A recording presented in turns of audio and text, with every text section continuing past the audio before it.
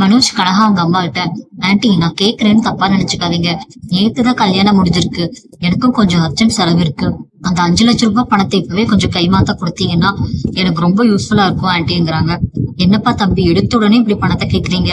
நேத்து ராத்திரி சாந்தி முகூர்த்தம் வச்சுக்கலாம்னு சொன்னதுக்கு நைட் தங்க முடியாது, கடையில வேலை இருக்குன்னு சொல்லிட்டு ஓடிட்டீங்க. இப்ப விடிஞ்ச உடனே கடைக்கு வந்து பணத்தை கேக்குறீங்க? ஐயோ ஆன்ட்டி நீங்க தப்பா புரிஞ்சுக்கிறீங்க. ஷோரூம்ல பிசினஸ் ரன் ஆயிட்டு இருக்கிற நேரம் அதான் வர முடியல. மத்தபடி எனக்காக கனகா மேல ரொம்ப அன்பும் காதலும் இருக்கு ஆன்ட்டி. பணத்துக்காக நான் இந்த கல்யாணம் பண்ணிக்கல. மனசுல அன்பு இருக்கிறவன் விடிஞ்சதும் பொண்டாட்டி மூஞ்சியை பார்க்கணும்னு நினைப்பான், பணப்பட்டியை பார்க்கணும்னு நினைக்க மாட்டான் தம்பி. உங்க அவசரத்தை பார்த்தா எனக்கு என்னமோ சரியா படல ஆன்ட்டி. பிளீஸ் என்ன நம்புங்க. பார்ட்னருக்கு செட்டில் பண்ண வேண்டிய 5 லட்சம் ரூபாய் பணத்தை இன்னைக்குள்ள கொடுத்தே ஆகணும். இல்லைன்னா என் மானமே போயிடும். நீங்க கொடுப்பீங்கன்னு நம்பிதான் நான் வந்தேன். இருக்கட்டும் தம்பி, அவசரப்பட்டு எதையும் செய்ய முடியாது. எங்களோட கணக்கு வழக்குகளை எல்லாம் ஆடிட்டர் தான் பாத்துக்கிறாரு. அவர் இப்ப வெளியூருக்கு போயிருக்காரு. அவர் வந்ததுக்கு அப்புறம் தான் பணத்தை எடுத்து கொடுக்க முடியும். அது வரைக்கும் நீங்க கொஞ்ச நாள் பொறுத்துதான் ஆகணும். எனது ஆடிட்டர் வர்ற வரைக்கும் நான் வெயிட் பண்ணுமா? அது வரைக்கும் நாளாகுமே ஆன்ட்டி. இன்னைக்கே பணம் வேணும். ஏதாவது அரேஞ்ச் பண்ணி கொடுங்க பிளீஸ். தம்பி நான் சொன்னதுதான். எங்க வீட்டு பின்ன வாழ வைக்கிறேன்னு வந்த மாப்பிள்ள நீங்க. அதனால ஆடிட்டர் வந்தரும் பணத்தை தரேன். அதுக்கு முன்னாடி என்கிட்ட பைசா எந்த பிரயோஜனம் இல்ல. மனோஜ் நினைச்சுக்கிறாரு, ஐயோ ஆடிட்டர் வர்றதுக்குள்ள என் மண்டவாளம் எல்லாம் தண்டவாளம் ஏறிடுமே. ரோகிணி வேற 5 லட்சத்துக்கு கேட்டு உயிரை வாங்குறா. இவங்க தர மாட்டேங்கிறாங்க. நல்லா மாட்டிக்கிட்டேனே, இப்ப நான் என்ன பண்ணுவேன்னு நினைக்கிறாரு. இதுக்கு நடுவுல கனகா அவங்க அம்மா கிட்ட, அம்மா எனக்கு இங்க இருக்க பிடிக்கல. நான் என் ஹஸ்பண்ட பாக்கணும். அவரோட பெரிய ஃப்ரிட்ஜ் கடைக்கு போகணும். கூட்டிட்டு போங்கன்னு அவங்க அம்மா ரொம்ப தொல்லை பண்றாங்க. சரி சரி அடம் பிடிக்காத கனகா. மாப்பிள்ள போன்ல வர முடியாதுன்னு சொன்னா என்ன, நாமளே நேரா கடைக்கு போயிடலாம் கிளம்புங்கிறாங்க. இதுல ஷோரூம்ல பாஸ் அங்க பாருங்க, வெளியில கார்ல இருந்து உங்க வைஃப் இறங்கி வராங்க. வேகமா வராங்க பாஸ். என்னது வைஃபா? ரோகிணி இங்க வராலாம். அவ எதுக்கு இப்ப இங்க வரா? ஐயோ பாஸ், பழைய வைஃப் இல்ல, நேத்து கல்யாணம் பண்ணீங்களே அந்த புது வைஃப் கனகா மேடம் வராங்க. சிச்சோ, அந்த லூசு இங்க எங்கடா வருது, அதுவும் இந்த நேரத்துல? யாராவது பார்த்தா என்ன ஆகுறது? கனகா ஓடி வந்து மனோஜ கட்டி பிடிச்சிட்டு, ஹஸ்பண்ட் என் செல்ல ஹஸ்பண்ட் எப்படி இருக்கீங்க? எனக்கு ரொம்ப பசிக்குது, வாங்கலே எனக்கு நல்லா ஜாலியா ஜூஸ் வாங்கி கொடுங்க. மனோஜ் அதுக்கு, ஏய் கனகா அதெல்லாம் கைய விடு, இதுக்காடா இங்க வந்து இப்படி பண்ணக்கூடாது, அமைதியா இருங்கிறாரு. மாட்டேன், நீங்க தான் என் ஹஸ்பண்ட் தானே, அப்புறம் ஏன் தொடக்கூடாதுங்கிறீங்க? வாங்க ஹஸ்பண்ட், நாம அந்த பெரிய ஃப்ரிட்ஜுக்குள்ள போய் உட்காந்துக்கிட்டே ஜூஸ் குடிக்கலாம், ஜாலியா இருக்குங்கிறாங்க. டேய் சந்தோஷ் ப்ரோ எங்க இருக்க? சீக்கிரமா ஏன் வந்து இந்த பெண்ணை கூட்டிட்டு போய் ஏதாவது ஜூஸ் வாங்கி கொடுத்து வெளியே வச்சுக்கோ பிளீஸ் அப்படின்னு சொல்றாரு மனோஜ்.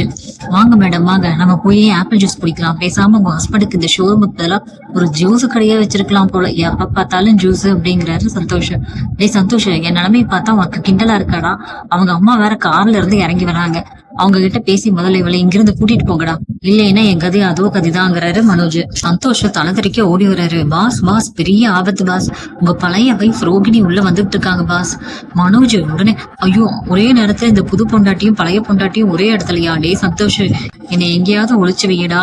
உடனே ஹஸ்பண்ட் வாங்கல ஜூஸ் குடிக்கலாம், நீங்க ஏன் பயப்படுறீங்க? ஃப்ரிட்ஜுக்குள்ள போய் ஒளிஞ்சுக்கலாமா ஹஸ்பண்ட்? ரோகிணி உடனே வந்து, என்ன மனோஜ் இங்க ஒரே கூட்டமா இருக்கு, நான் கேட்ட 5 லட்சம் ரூபாய் பணத்தை ரெடி பண்ணிட்டியா இல்லையா? கனகா உடனே, ஹாய் நீ யாரு? என் ஹஸ்பண்ட் கிட்ட எதுக்கு காசு கேக்குற? ஹஸ்பண்ட் இவங்க யாரு ஹஸ்பண்ட்? ரோகிணி எதுக்கு, என்னது ஹஸ்பண்டா? என்ன நடக்குதுங்க? இந்த பொண்ணு உன்ன ஏன் ஹஸ்பண்ட் கூப்பிடுறா? யாரு இவ? அது வந்து ரோகிணி நீ தப்பா நினைச்சுக்காத, இவ வந்து சந்தோஷ இடையில வந்து, மேடம் நீங்க அதை பத்தி சீரியஸ் எடுத்துக்கலாமா? இந்த பொண்ணுக்கு கொஞ்சம் மனவளர்ச்சி குறைவு. அது யாருன்னே தெரியாம ரோட்ல போறவர எல்லாரும் இப்படிதான் ஹஸ்பண்ட் கூப்பிடும். ரோகிணி உடனே, ஹலோ சந்தோஷ், என்னை ஏமாத்த பாக்காதீங்க. இங்க நீங்களும் இருக்கீங்க, ஜீவாவும் இருக்கா. ஆனா இந்த பொண்ணு கரெக்டா மனோஜ் கையை பிடிச்சி ஏன் ஹஸ்பண்ட்னு சொல்லணும். கனகாவோட அம்மா வந்து, ஆமாம்மா என் பொண்ணுக்கு கல்யாணம் ஆசை அதிகம், அதனாலதான் கல்யாணத்துக்கு அப்புறம் எல்லாரும் இப்படித்தான் கூப்பிடுறாங்க, தப்பா நினைச்சுக்காதீங்க, வா கனகா நம்ம கிளம்பலாங்கிறாங்க. உடனே ரோகிணி, இருங்க மேடம், நீங்க நேத்து மேக்கப் பண்ண வந்தப்ப உங்க பொண்ணுக்கு கல்யாணம்னு சொன்னீங்க, அங்க இருந்த சந்தோஷம் இருந்தாரு, இப்ப உங்க பொண்ணு மனோஜ் ஹஸ்பண்ட்னு கூப்பிடுறான், எனக்கு ஏதோ தப்பா படுதே. உடனே மனோஜ், ரோகிணி ப்ளீஸ், அவங்கதான் சொல்றாங்கல்ல அந்த பொண்ணுக்கு உடம்பு சரியில்லைன்னு, நீ தேவையில்லாம சந்தேகப்படாத. நீ கேட்ட பணத்தை நான் ஃப்ரெண்ட்ஸ் கிட்ட கேட்டு ரெடி பண்ணிட்டு இருக்கேன், சீக்கிரம் கொடுத்துட்றேன். பாக்கலாம் மனோஜ், நீ ஏதோ பெரிய தில்லாலங்கடி வேலை பண்றது மட்டும் எனக்கு நல்லா புரியுது. பணத்தை ஒழுங்கா கொடுத்துட்டு விவாகரத்து வாங்குற வழிய பாரு, இல்லைன்னா நடக்கிறதே வேற. ரோகிணி தனக்கு தானே யோசிக்கிறாங்க, எல்லாரையும் அப்படிதான் கூப்பிடுவாளாம், என்ன கதை அளக்குறாங்க? அந்த லூசு பொண்ணு பக்கத்துல என்ன சந்தோஷோ ஜீவாவையோ அப்படி கூப்பிடல, கரெக்டா மனோஜ் கையை பிடிச்சுதானே ஹஸ்பண்ட் கூப்பிட்டுச்சு. இவங்க எல்லாரும் சேர்ந்து ஏதோ பெரிய தில்லாலங்கடி வேலை பண்றாங்களா? சந்தோஷ் உடனே, என்ன மேடம் அப்படியே நின்னுட்டீங்க? அவங்கதான் கிளம்பி போயிட்டாங்களே, நீங்க இன்னும் கிளம்பலையா? உங்ககிட்ட நான் ஒண்ணு கேட்கணும் சந்தோஷ். நல்லா இருக்கிற பொண்ணையே இந்த காலத்துல சில பேர் வேண்டான்னு விவாகரத்து செய்ய நினைக்கிறாங்க. ஆனா இப்படி மனவளர்ச்சி இல்லாத ஒரு பொண்ணுக்கு வாழ்க்கை கொடுக்க முன் வந்த உங்க அந்த மகாபிரபு ஃப்ரெண்ட் யாரு? அவரோட ஆபீஸ் எங்க இருக்குன்னு ரோகிணி கேக்குறாங்க. அது வந்து அவர் பிசினஸ் விஷயமா வெளியே போயிருக்காரு மேடம். ஆபீஸ் எல்லாம் கொஞ்சம் தூரத்துல இருக்கு. நாங்க கிளம்புறோம் மேடம், கடை வேலை இருக்கு அப்படிங்கிறாரு. மனோஜ் உடனே, ஆமா ரோகிணி, நாங்க கொஞ்சம் பிஸியா இருக்கோம், நீ கிளம்பு. நீ கேட்ட 5 லட்சத்தை நான் எப்படியாவது ரெடி பண்ணி தந்துடுறேன். நீ ஊரை விட்டு போற வழிய பாரு. ரோகிணி அவங்க வீட்டுக்கு வந்துடுறாங்க. அவங்க அம்மா ரோகிணி கிட்ட, என்னடி கல்யாணி, கடைக்கு போயிட்டு வந்தவ அப்படியே பேரிஞ்ச மாதிரி உட்காந்துட்டு இருக்க. நான் கேக்குறது உன் காதுல விழுதா இல்லையா? சாப்பாடு எடுத்து வைக்கவா? அம்மா எனக்கு எதுவும் வேண்டாமா, என் மனசு முழுக்க ஒரே குழப்பமா இருக்குமா. இந்த மனோஜ நினைச்சா எனக்கு சுத்தமா நம்பிக்கையே வரலம்மா. ஏண்டி, அவன் தான் 5 லட்சம் ரூபாய் தரான்னு ஒத்துக்கிட்டான்ல. காசை வாங்கிட்டு நம்ம கிரீஷ கூட்டிட்டு வேற ஊருக்கு போயிடலாம். அவ எப்படி காசு ரெடி பண்ணா நமக்கு என்னடி? அங்கதாம்மா இடிக்குது. அந்த 5 லட்சத்தை ரெடி பண்ண மனோஜ் ஏதோ பெரிய திருட்டுத்தனம் பண்றான்னு என் அடிமனசு சொல்லுதுமா. இன்னைக்கு அந்த ஷோரூம்ல நடந்ததை பார்த்தா அவன் ஏதோ சட்டவிரோதமான காரியத்துல மாட்டிக்கிட்ட மாதிரி தெரியுது. ஒருவேளை அவன் மாட்டிட்டான்னா அந்த காசு நமக்கு வராம போயிடுமோன்னு பயமா இருக்குமா. இதுக்கிடையில அண்ணாமலை வீட்டுல முத்து மீனா கிட்ட, ஏ மீனா, கொஞ்சம் இங்க வந்து உட்காரேன். சும்மா அந்த பாத்திரத்தையே விளக்கிட்டு இருக்காம நான் சொல்றதை கேளு. அந்த பார்லர் அம்மா விஷயத்திலயும் எங்க அண்ணன் பண்ணிட்டு இருக்கிற காரியத்திலயும் எனக்கு எது பெரிய உள்குத்து இருக்கிற மாதிரியே தோணுது. என் அடி வயிறு ஏன்னு பயங்கரமா கலக்குது. மீனா, அதுக்கு என்னங்க நீங்க எப்ப பார்த்தாலும் எல்லாரையும் சந்தேக கண்ணோடய பாக்குறீங்க. அவங்கதான் கோர்ட்டு கேஸ்ன்னு போகாம 5 லட்சம் ரூபாவை மட்டும் என் முகத்துல தூக்கி அடிங்க, நான் என் பையனை கூட்டிகிட்டு இந்த ஊரை விட்டு போயிடுறேன்னு தெளிவா சொல்லியிருக்காங்களே. இதுல உங்களுக்கு என்ன புதுசா சந்தேகம் வேண்டி கிடக்கு? அங்கதாண்டி நீ ஏமாறுற. அந்த பார்லர் அம்மா 5 லட்சத்தை கொடுத்தா நான் பாட்டுக்கு என் வழியை பார்த்துட்டு போயிடுவேன்னு அவ்வளவு சுலபமா சொல்லுது பாரு.